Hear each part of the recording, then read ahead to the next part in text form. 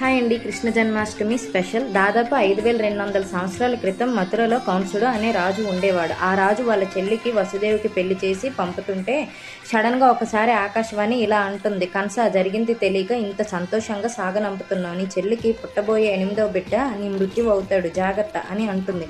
ఇది విన్న కంసరాజు భయపడి ఇద్దరిని జైల్లో పెడతాడు. అలా తన చెల్లికి పుట్టిన 6 పిల్లల్ని చంపేస్తాడు. 8వ పుత్రుడు కృష్ణుడు. అప్పుడు వసుదేవు తన కుమారుడిని నెమ్మదిగా తీసుకొని కాపలదారులకు కనబడకుండా జైలు నుంచి బయటపడతాడు. అదే సమయానికి రేపల్లిలో నందుడి భార్య యశోదకి యోగమాయ అనే ఆడబిడ్డ పుడుతుంది. హరిమాయ వల్ల ఆయన జైలు నుంచి కృష్ణుడు తప్పించుకుంటాడు.